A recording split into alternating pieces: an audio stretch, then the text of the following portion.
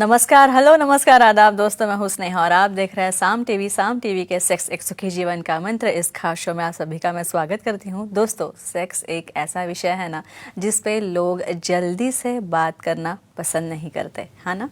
क्योंकि हालांकि हर एक को, अधिकतर वैवाहिक जोड़े ऐसे हैं, किसी ना किसी तरह की सेक्स से जुड़ी समस्या होती है।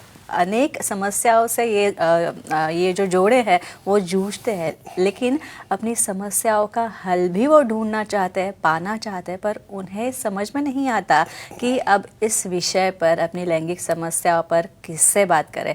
सबसे पहले तो झिझक होती है। कारण ये होता है कि उनको ये डर होता है क्योंकि कोई गलत बात हम ना कर दे या फिर कोई हमारा मजाक ना उड़ाए। अगर वह किसी से बात कर भी लेते हैं तो ये उनकी समस्या जो है, इनका समाधान उसे सही तरीके से, वैज्ञानिक तरीके से नहीं मिल पाता। लेकिन लोगों के बीच वह हंसी मजाक का कारण बनने की भी संभावना होती है। हो सकता है कि ये सेक्स से जुड़े सवाल जो है वो पूछने में इसीलिए उनको दिक्कत आती हो। लेकिन अब इन सवालों को पूछने से डरने की कोई बात नहीं है, क्योंकि बेझिझक आप सेक्स से जुड़ी समस्याओं पर, सवालों पर समाधान पा सकते हैं, जवाब पा सकते हैं उनका, क्योंकि डॉक्टर विजय दहीफले आपके सेक्स से जुड़ी सारे सवालों के जवाब बहुत ही आसान और सरल तरीके से देंगे। तो आइए शुरुआत करने से पहले जानते हैं डॉक्टर विजय दहीफले जी के बारे में। डॉक्टर विजय दहीफले एक जाने माने सेक्सोलॉजिस्ट, यूरोलॉजिस्ट और एंड्रोलॉजिस्ट है। डॉक्टर विजय दहीफले जी के क्लिनिक संभाजी नगर, हैदराबाद, दिल्ली में द्वारका, पुणे तथा नवी मुंबई में नेरुल, खारघर मेडिकोर हॉस्पिटल, थाने, दादर, अंधेरी, कल्याण, नासिक, नागपुर, अहमदाबाद और दुबई में भी है। डॉक्टर दहीफले जी का भारत तथा अन्य देशों में कॉन्फ्रेंसेस और सेमिनार्स के लिए हमेशा आना जाना रहता है, जिनके माध्यम से डॉक्टर विजय दहीफले सेक्स संबंधी सभी समस्याओं पर सलाह एवं मार्गदर्शन करते हैं। तो इस वक्त साम टीवी के स्टूडियो में मेरे साथ मौजूद है इस शो के खास मेहमान डॉक्टर विजय दहीफले, जो कि आपकी सारी सेक्स संबंधी समस्याओं का करेंगे समाधान। तो आइए उनका स्वागत करते हैं। डॉक्टर साहब, आपका स्वागत। नमस्ते। दोस्तों, सेक्स सभी के जीवन का एक अहम हिस्सा है। हम सभी शरीर के अलग अलग प्रकृति के हैं, हमारे शरीर की अलग अलग प्रकृति है। इस प्रकृति के आधार पर आपको कई चीज़ें पसंद आती है और कई नापसंद भी होती है। इसी तरह हर बार एक ही सेक्स पोजीशन में सेक्स करना बोरियत भरा भी शामिल हो सकता है या फिर बोरियत भरा भी साबित हो सकता है।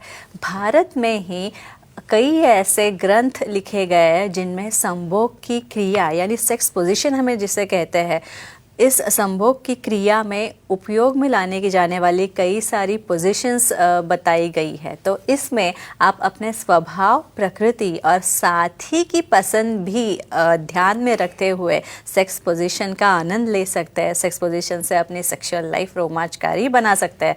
तो आज हम ऐसे ही कुछ अलग अलग सेक्स पोजीशन के बारे में जानेंगे।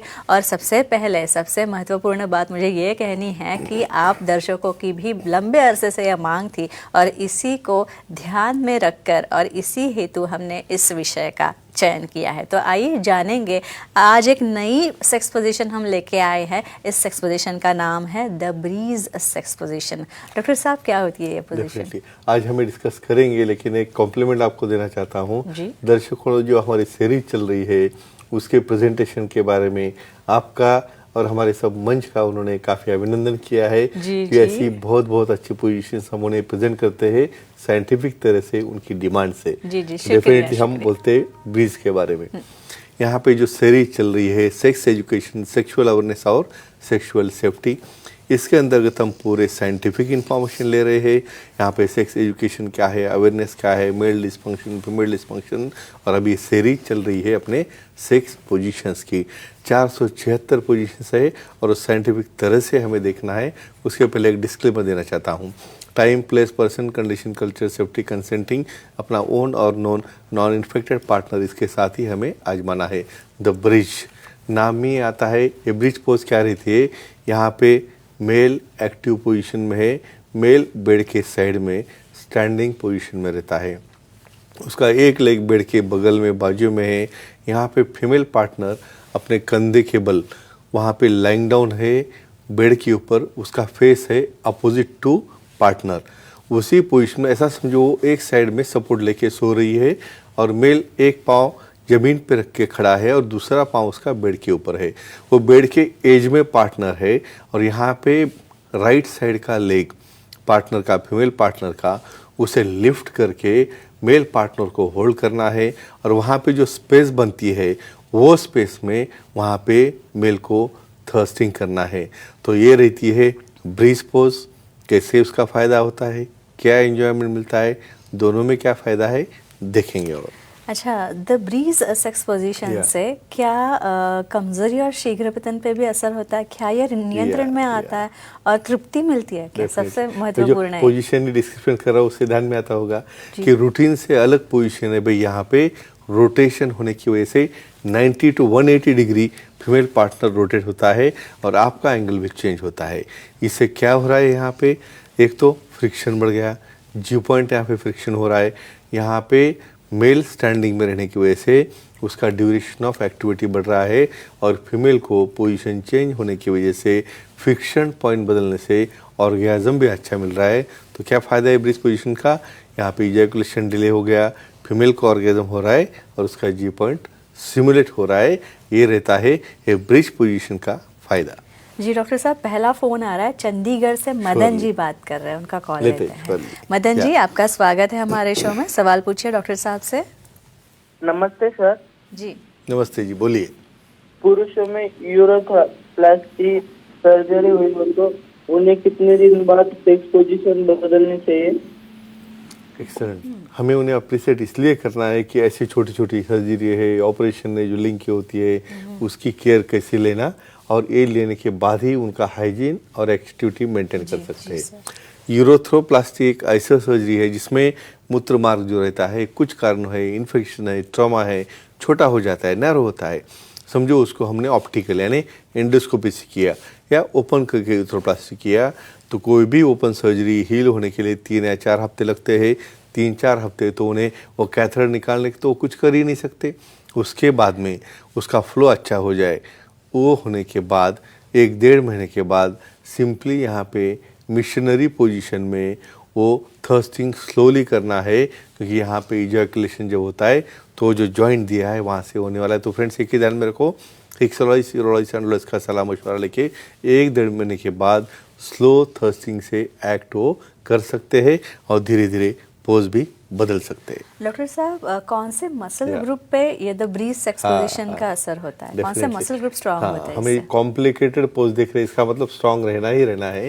यहाँ पे देखो, मेल का एक पाँव स्टैंडिंग में बाहर है, एक पाँव बेड के ऊपर है, तो वाइडनिंग यानी hamstring muscle, thigh muscle, leg muscle, calf muscle, core muscles दोनों स्ट्रांग हो रहे हैं। और यहाँ पे फीमेल पार्टनर को होल्ड करना है अपने हाथ में 10-15 मिनट के लिए। और फीमेल भी लाइंग डाउन है, लेकिन उसे भी अपना राइट साइड का लेग उसे उठाना है। तो यहाँ पे 10-15 मिनट पाँव ऊपर करोगे ना तो बस आपके वो पाँव में आ जाएगी झिनझिनिया और आप बोले छोड़ दो, मुझे अभी कुछ नहीं चाहिए। तो ऐसा नहीं होना है। फीमेल में भी core muscle, thigh muscle, leg muscle और शोल्डर मसल, क्योंकि उसे शोल्डर को उसे सपोर्ट देना है लॉन्ग टर्म के लिए। तो ये सब फिटनेस भी हो रहा है, कैलोरीज भी बर्न हो रही है और दोनों को एंजॉयमेंट भी मिल रहा है। और एक सेक्स पोजीशन नहीं है जो है कलासी सेक्स पोजीशन, तो ये क्या है? ये तो पहली बार सुन लिया हमने जी। लेकिन 476 कितने बाकी है अभी। कलासी नाम में बहुत वहाँ पे बेहतरीनता सुंदरता है। फ्रेंड्स एक ध्यान में रखो, यहाँ पे पार्टनर आपका जब तक अलाउ नहीं करेगा, पार्टनर की सम्मति जब तक अलाउ नहीं लोगे और पार्टनर का विलिंगनेस नहीं होगा, आप कुछ भी नहीं कर सकते। यहाँ पे कलासी पोजीशन में ये बहुत फनी पोजीशन लगी आपको। तो यहाँ पे जैसा बच्चे ज़मीन पे सो के सोफे के ऊपर पाँव रखते हैं ना, तो वो टाइप में मेल यानी मेल यहाँ पे सो रहा है ज़मीन पे और सोफ़ा सामने है और सोफे के ऊपर उसने पाँव रखे हैं। और उसी पोजीशन में अभी फीमेल पार्टनर सोफे पे बैठी है, उसका मुंह दीवार की तरफ है, यानी अपोजिट यानी रिवर्स काउगल वाले पोजीशन में है। और यहाँ पे फीमेल पार्टनर सोफे का सपोर्ट लेके धीरे धीरे जो लेग है मेल पार्टनर के, उससे उसे स्लाइड होते हुए कंट्रोल पोजीशन में थर्स्टिंग करना है, यानी यहाँ पे फीमेल एक्टिव है।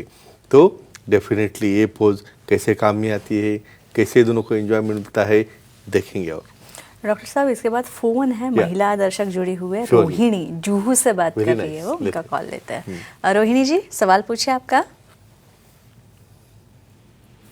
बोलिए। रोहिणी हेलो। जी बोलिए। हाँ बोलिए। योनि की हेमिनोप्लास्टी सर्जरी करने के बाद कब सेक्स पोजीशन बदल सकते हैं, बताइए। Very nice. Females में हेमिनोप्लास्टी ये बहुत बहुत कॉमन सर्जरी है, बहुत बार यानी इसके ऊपर काफ़ी कंट्रोवर्सी कौमारे के लिए की जाती है। जी।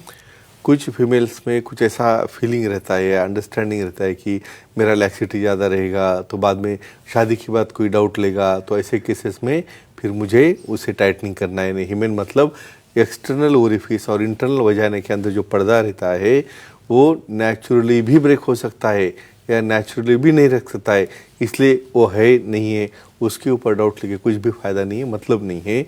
यहाँ पे समझो वो सर्जरी की कुछ कारणवश के लिए समझो आपने, क्योंकि जब पेशेंट विलिंग रहता है तो करनी पड़ती है। वो करने के बाद वहाँ का जो डेलिकेट पार्ट है वो हील होने के लिए कम से कम 1 महीना लगता है। 1 महीने के बाद ही वो एक्ट कर सकते हैं, लेकिन कब? जो पर्पज़ के लिए उन्होंने किया है वो सॉल्व होने के बाद और अपनी पार्टनर की सम्मति, और जो पर्पज़ के लिए उन्हें हेमिनोप्लास्टी किया उसके बाद ही, क्योंकि एक बार और इंटरकोर्स करोगे वो हिमेन और ब्रेक हो जाएगा, तो इसलिए केयर लेना बहुत इंपॉर्टेंट है। 1 से 1.5 महीने तक आप डेफिनेटली कुछ एक्ट नहीं करना चाहिए। उसके बाद वो सेक्सोलॉजिस्ट का सलाह मशवरा लेके पोजीशन डेफिनेटली अलग अलग ले सकते हैं। और देख कलासी Yeah. सेक्स पोजीशन से कौन से मसल ग्रुप पे असर वेरी होता है? नाइस। यानी फिटनेस के बारे में सवाल है। जी, हाँ। देखो, मेल को तो भाई नीचे सो के पाँव ऊपर करना है, तो जैसे हम शीर्षासन करते हैं ना, जी। वो टाइप में उसे होल्ड करना है, और ऐसा होल्ड के भाई हिलना नहीं है यहाँ पे, क्योंकि ये सेक्स पोजीशन बदल में थोड़ा भी हिटिंग रॉन्ग हो गया तो पेनाइल जी, फ्रैक्चर हो जी, जाता है। वो हमने जी। काफ़ी देखा है उसके पहले। और यहाँ पे core muscle, waist muscle, leg muscle तो स्ट्रांग हो ही रही है। फीमेल को भी यहाँ पे अपने हाथों से होल्ड करके बाइसेप, ट्राइसेप्स मसल से, बैक मसल से और ग्लूटियल और बटक्स मसल से वो काफ़ी स्ट्रांग होते हैं। इससे कैलोरीज बर्न होकर उनका फिटनेस भी बढ़ता है और एंजॉयमेंट भी मिलता है। डॉक्टर साहब जाहिर है कि फिटनेस तो बहुत लगता Yeah, होगा yeah, इसके लिए, दोनों का भी, मेल फीमेल दोनों का भी। यानी जिसमें रियर मसल बोलते हैं ना, जिसकी एक्सरसाइज नहीं होती, वो जब तक स्ट्रांग नहीं होते तब तक आप ये नहीं कर सकते। रियर मसल मतलब हम हमेशा सामने वाले एक्सरसाइज करते, सामने झुकना, सामने करना, लेकिन बैक साइड के मसल से, हमारे ट्राइसेप्स से या टोटल लैटिसिमस मसल से, ये जब तक एक्सरसाइज करके आप स्ट्रांग नहीं करोगे तो ऐसे ऑड पोजीशन में आप स्लिक होके उसके ऊपर भी गिर सकते हो। तो फ्रेंड्स, एक ही कहूँगा, एक्सरसाइज करो, योगा करो, प्राणायाम करो, अपना फिटनेस रखो और अपने पार्टनर की सम्मति से ये साइंटिफिक पोजीशन जैसे ब्रीज है, कलासी है, ये पोजीशन आप कर सकते हो। आप खुद भी एंजॉयमेंट ले सकते हो और अपने पार्टनर को भी एंजॉयमेंट दे सकते हो। तो अगर आपको समस्या हो तो उस पर उपाय ज़रूर है, तो इसीलिए आपकी समस्या अगर है तो वो कबूल करने से और उस पर सही तरीके से ट्रीटमेंट लेने से बिल्कुल घबराइए नहीं। डॉक्टर विजय दहीफले इसी के लिए आपके साथ है। तो दोस्तों, ये थे हमारे शो के खास मेहमान डॉक्टर विजय दहीफले, जिन्होंने सेक्स संबंधी समस्या और उनके उपायों पर बहुत ही अच्छी तरह से मार्गदर्शन किया।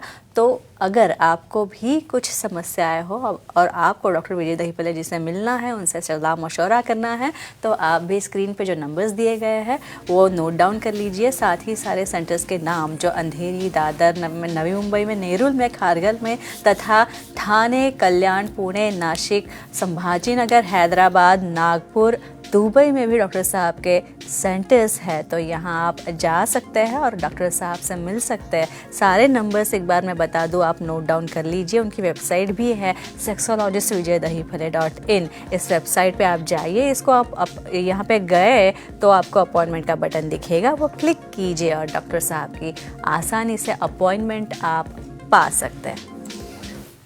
तो डॉक्टर साहब, अब वक्त हो चला है दर्शकों को विदा करने का। विदा करें? चलिए, गुड नाइट, शब्बा खैर, अलविदा, अपना ख्याल रखना, खुश रहना, नमस्ते।